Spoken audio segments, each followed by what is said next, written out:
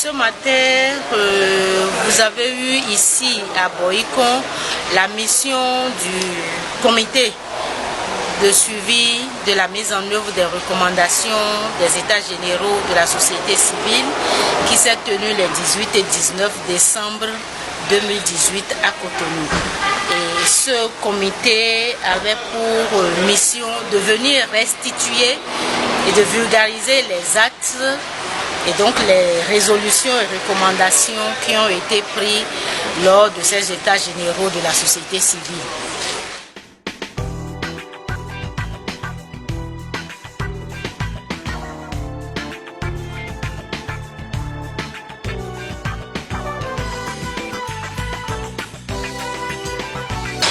L'objectif principal de cette mission de restitution des actes, c'est que malgré toute notre bonne volonté, compte tenu des moyens que nous avons à notre disposition, toutes les OSC n'ont pas pu faire le déplacement sur Cotonou pour vivre de visu la tenue des États généraux. Et donc nous nous sommes dit, et conformément à l'une des recommandations des États généraux de la société civile, d'aller restituer ces actes, donc ces résolutions et recommandations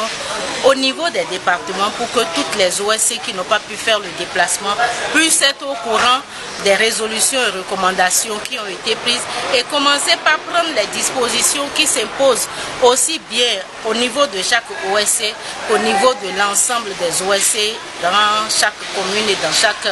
département pour la mise en œuvre de ces résolutions et recommandations des États généraux.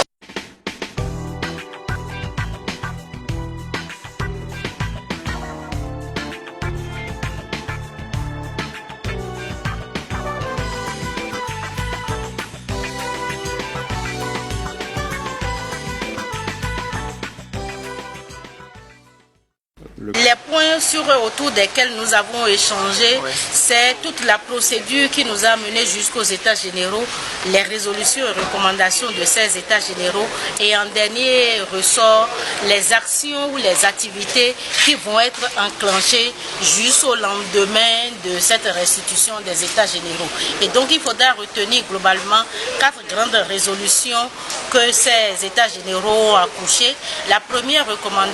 résolution, c'était par rapport au concept même de la société civile, son opérationnalisation, sa structuration et les composantes. Et donc désormais on retient que ces 4 composantes, la première les associations, la deuxième les OSG, la troisième les organisations socio-professionnelles et la quatrième les syndicats. Voilà la nouvelle architecture qui a été retenue au sortir des États généraux. La deuxième grande recommandation, c'est par rapport à l'amélioration de la gouvernance interne au niveau des OSC. Et là, ça s'est décliné en des recommandations phares, ces recommandations qui sont allées de la mise en place d'un organe de régulation jusqu'au financement et jusqu'à la mise en place d'un code d'éthique et de déontologie. La troisième grande résolution, elle est relative à tout ce qui est contexte juridico-institutionnel dans lequel le partenariat entre les OSC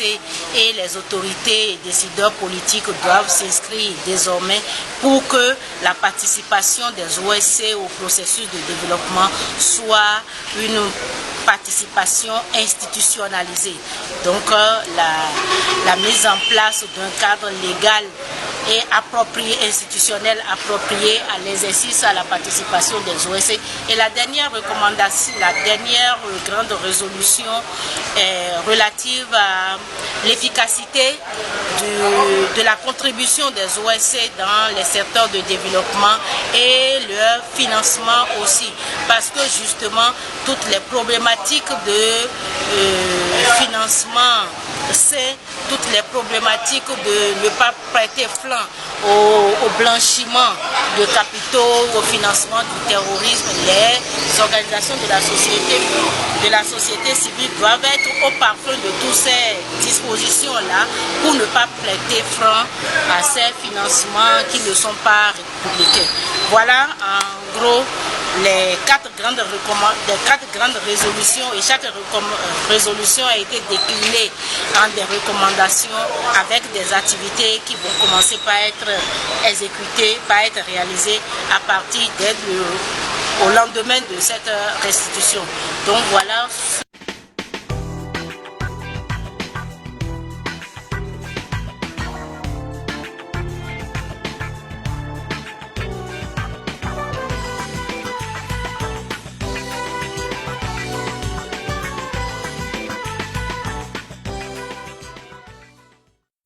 Un mot à l'endroit de ces participants, comme on l'a recommandé en salle, c'est que toutes les OSC qui sont venus ont pris les documents de base et donc pour faire le même travail que nous venons de faire afin de vulgariser ces actes et recommandations des États généraux que nous avons appelés consensus de Cotonou à l'endroit de toutes leurs bases pour que toutes les OSC du Bénin soient informées et puissent prendre les dispositions nécessaires qui s'imposent pour la mise en œuvre de ces résolutions et recommandations.